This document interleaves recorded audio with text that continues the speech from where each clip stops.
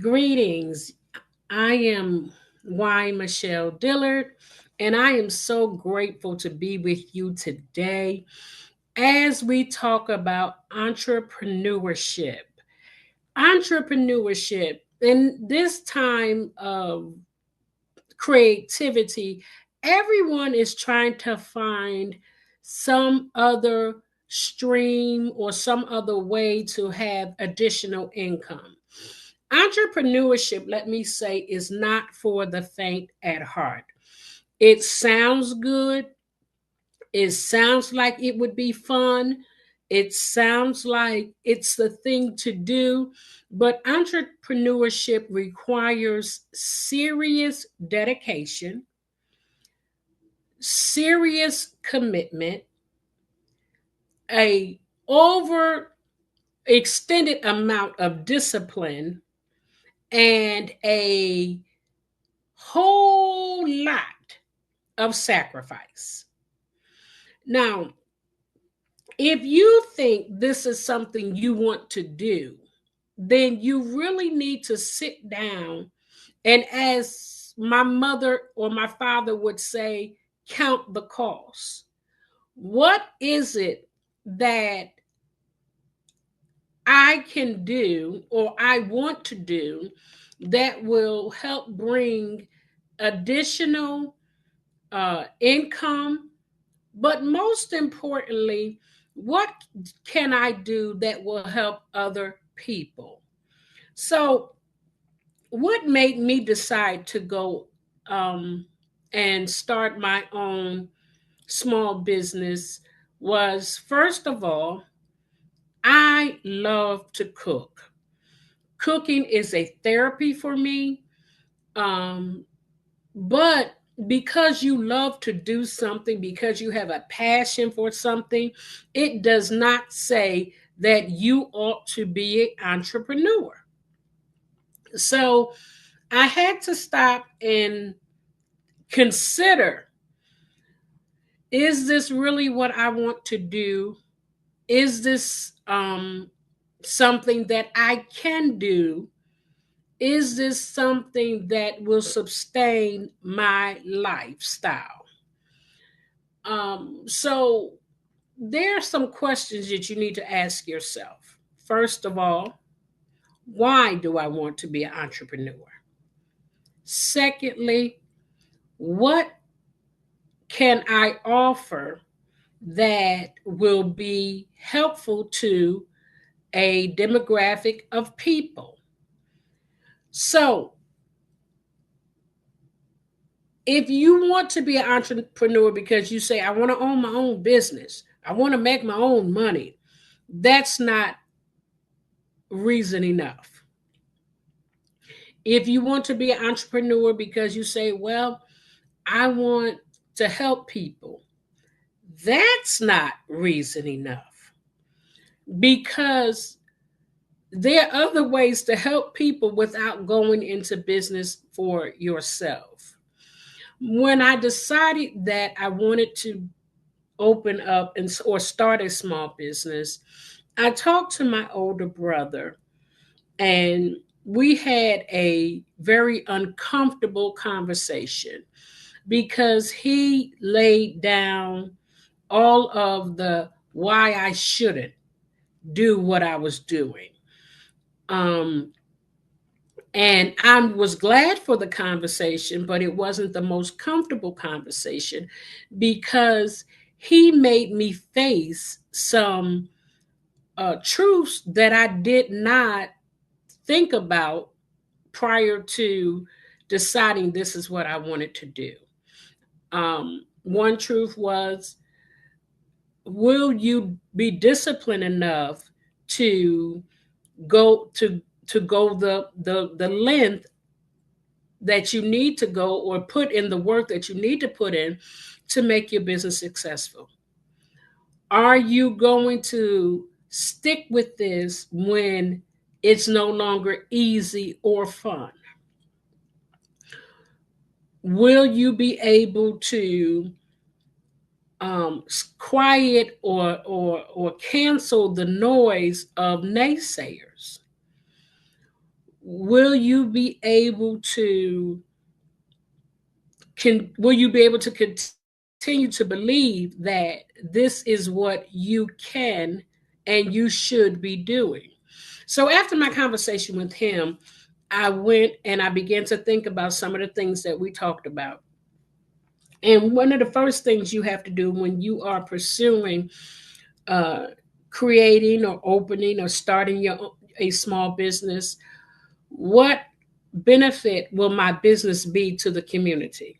Because it is the community um, that you will be servicing and who you're depending on to patronize you. Then you have to consider what demographic of people I want to serve.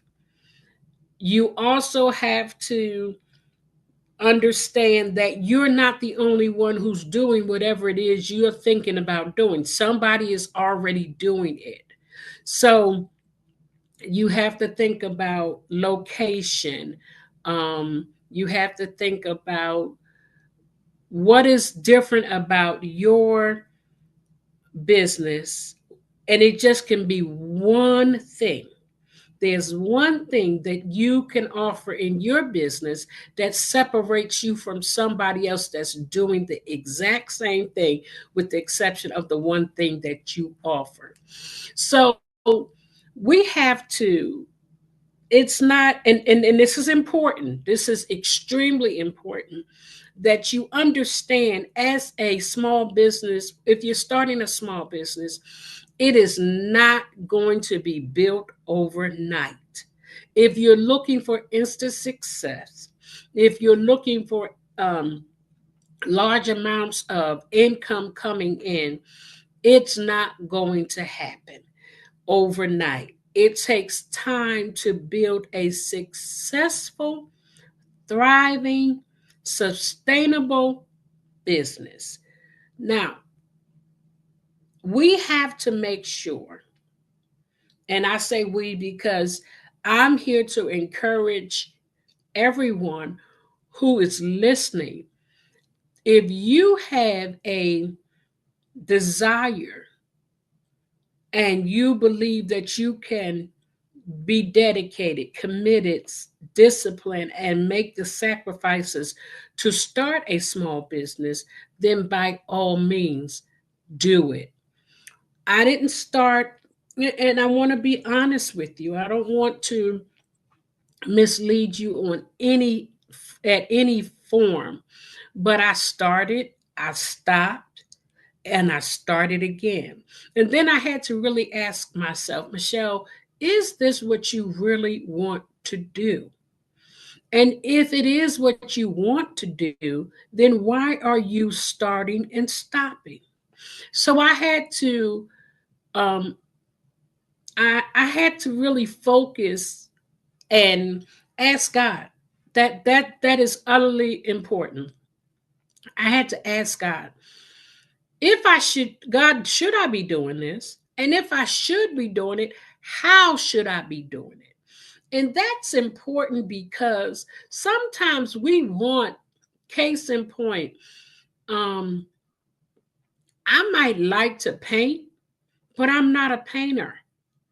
Therefore, me having a job as a painter, or starting a small business where I am the painter, that would be a situation because I don't know how to paint. I like it, but I don't know how to do it. So that wouldn't be a successful business for me to start if I had to do the work. Now, so what, when you're thinking about starting a small business, you need to figure out what it is that you want to do. What can you offer the community? And how much are you willing to sacrifice for your dreams to become a reality? Um, I would advise anyone that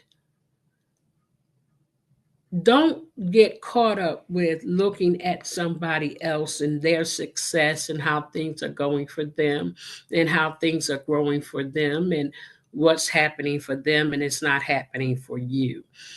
The reason I would advise against that, because that is a very bad distraction. You have to stay focused on, and I must use it this way. There was a story when I was a child that said the little engine that could. And in the story it talks about the engine trying to go up a hill, and every time it seemingly was hard for him to truck up the hill, he would always say, I think I can, I think I can. So when you're starting a business, you have to stay focused of I think I can, I think I can. And then you have to change that to not only I think I can, but I know I can. I know I can. I know I can do this. I know that I can learn. So for me it started off as cooking. And I cannot, and I promise you, I threw so much product away trying to learn how to perfect certain dishes. Macaroni and cheese was, I think I spent most of my money on trying to learn how to perfect that, because it just was not coming out right. And that leads me to this point. When you are starting a business, you must invest in you. Invest in you. That is important. So, going back to the macaroni and cheese, how I invested in me, I bought the products. I made the macaroni and cheese. Some of the pans I let people taste. Some of the pans just went straight to the trash. So when you have to invest in you, you have to um, spend the money. You have to take the classes. You have to, if you go, have to follow it on YouTube, or sometimes depending on what small business you're trying to start, they have seminars and classes that are free. Sometimes there you have to spend money to learn your craft or learn more, more of what you're trying to do. Invest in you. Remember that your small business is a reflection of you and what you're bringing to the table and what you're presenting to the community. So take the time to learn what you need to learn. Take the time to not just learn it, but understand it. And then we have a habit of, I want, when I move, I want my people to move with me. Sometimes people can't move with you. You have to understand that you're building something that speaks of you. So when people see why Michelle Dillard, when they see that name, that speaks of the pound cakes that I make, the flavored breads that I make, the specialty drinks that I make. I have spent hours upon hours perfecting those things, so because it speaks of me and what I am bringing to the table. Like I told you, that one thing that separates you from somebody else who cooks comfort or soul food, that one thing that separates you from, case in point, I make pound cakes. I prefer to make pound cakes. I don't like layered cakes. I don't like to make them. So what I learned to do, what I had to, once again, investing in me, I had to learn how to make every flavored cake. I don't care what flavor you want. I can make that flavor in a pound cake form versus a layer cake form. But it took time for me to perfect that. I invested in me. Um, Now, I started off with cooking. From cooking, um, because let me back up with this. For me, my small business, my whole focus was not about the money, because my brother said this to me. He said, if you're going to do this, don't chase the money. He said, you present a good product, you have good customer service, you have a good product, you show up and you do, and you're a professional, you're courteous. He said the money will chase you. So that was something that stuck with me. He said, he don't chase the money, let the money chase you. And then he also told me not all money is good money. Well, I was like, well, what do you mean? And he said, sometimes you have to say no to something because it interferes with maybe your moral compass. And maybe it may cause you to do something that doesn't sit well with you morally. So you might say, well, how, uh, let's say, how is pound cakes? How's that a moral thing? Well, for me, now this is me, this is not everybody else, but this is me. You have cakes now that they use alcohol with it, where you can put this alcohol in it, that alcohol in it, and that. Well, I don't make alcoholic cakes. That's a part of my business. Now there are people who do it, but I don't. So that's when he was saying not all money is good money. For me, that's not good money because it goes against my moral compass. But when you are pursuing starting a small business, you have to set your boundaries, what it is that you will do and will not do, what it is you will accept and you will not accept. Because I'm a firm believer, whether it's in the business world or in your personal life or in your family life, we teach people how to treat us. So if you are accepting of um, any kind of behavior, even if somebody is paying you, then they're going to give you what they think you should have and act towards you to where they think they can. So we have to teach people how to treat us, even in business. So my first business was Good Eats Food Service Management. And what I did, I not only, okay, so I told you I cooked. So in my mind, the reason I started that business is because I could cook. At least that's what they tell me. You know, everybody, some days, I don't care how well a cook you are, everybody has an off day. Some dishes I made, they was like, don't make that again. And then there's some dishes that I made, they was like, oh, we can do this one again and again and again. So what I learned is that that was I could cook and I enjoyed cooking, but also I go back to how does this serve my community? How every business that I have started, it deals with this. This is my first question. How will this serve my community? Does this serve my community? So those are my two branch off questions. How and does this serve my community? So I'm a firm believer in everybody's going to eat. And we're all going to eat, but we want good food. And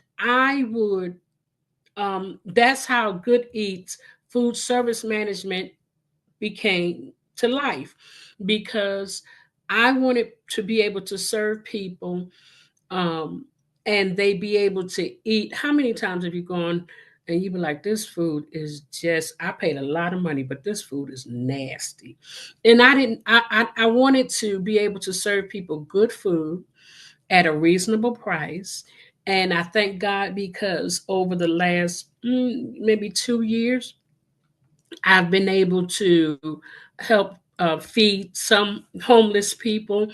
And I'm a stickler. I don't just throw stuff together. So they may be homeless, but they don't have to eat bad. So if I'm not going to eat it, they're not going to eat it. So I fix and feed them what I want, what I would eat. And so that was how Good Eats Food Management Service became or came to life. From that, I went to people need somewhere to stay.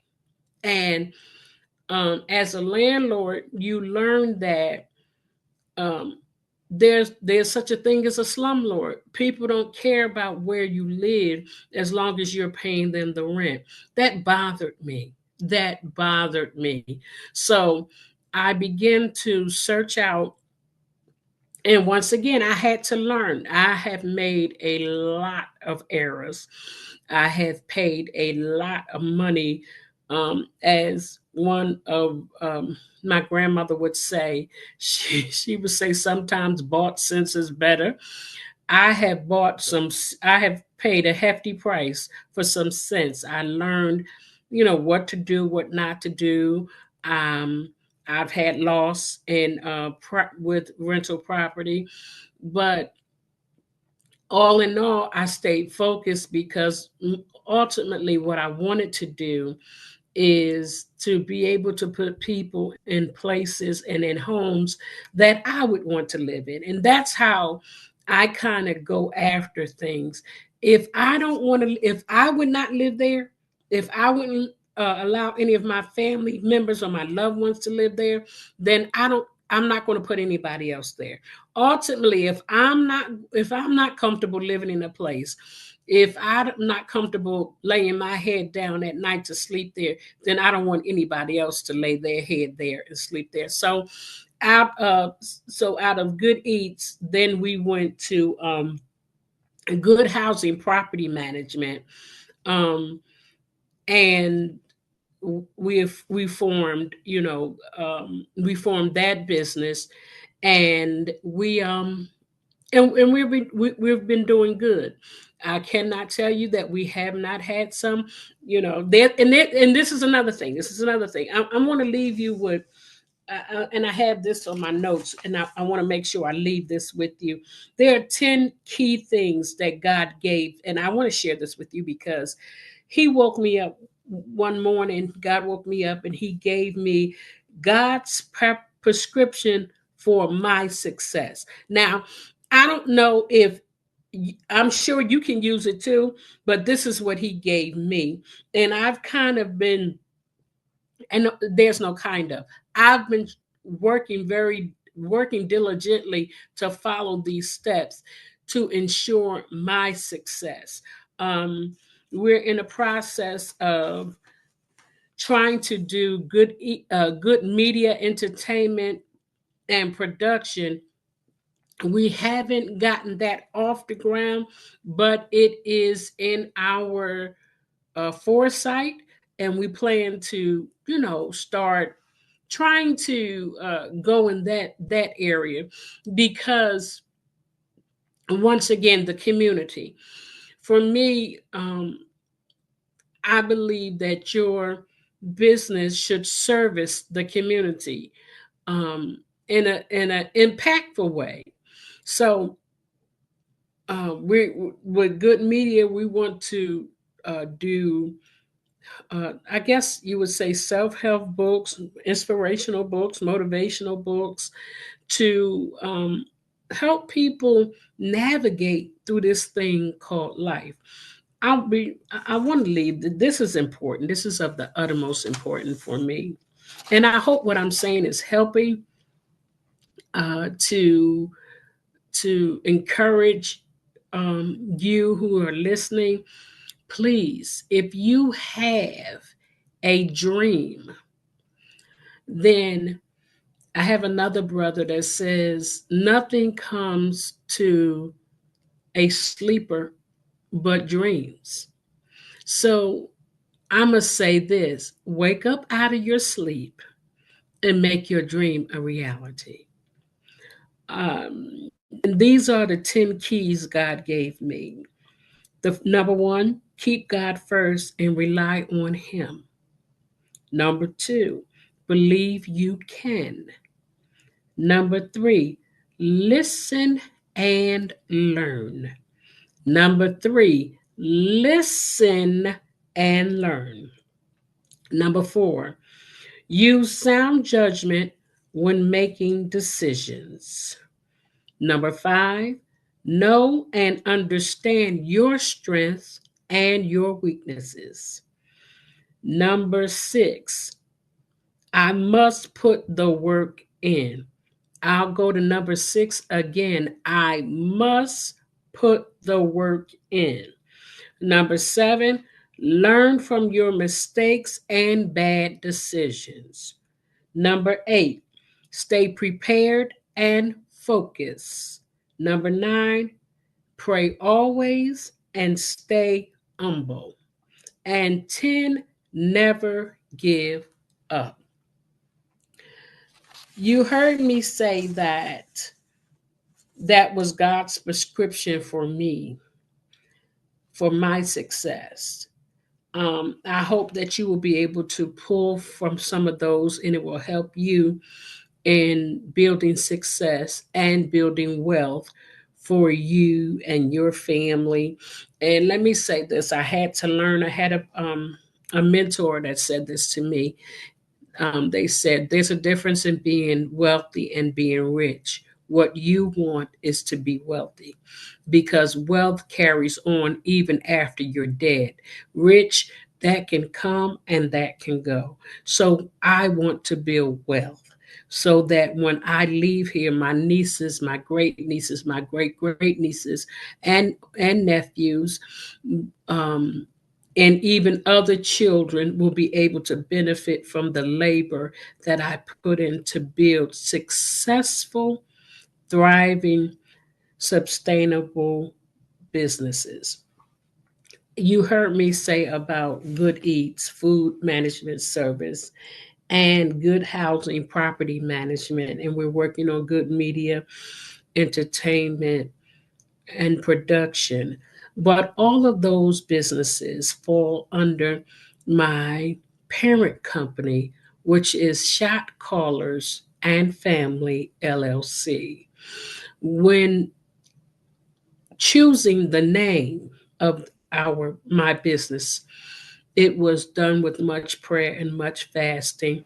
And we came to Shop Callers because our motto is doing business our way. We don't do business like everyone else, which means we don't cut corners. We we give excellence and we don't make excuses. And failure is never an option for us. So it's doing business our way. So when you set out, if you set out to become a small business owner, have this focus in mind. I'm a small business owner today, but God, I'm asking you to make my business an empire. Not so that you can brag to say, look at what I've done, but so you can brag and say, look at what God has done through me, and look at the amount of people because of His wisdom, His grace, and His mercy, we're able to help others. I hope that I have helped you. I hope that I've given you some enlightenment. And most of all, please continue to pray for me because I'm trying to build wealth so that God can be glorified and we can show people that it can be done clean, right, and sustainable.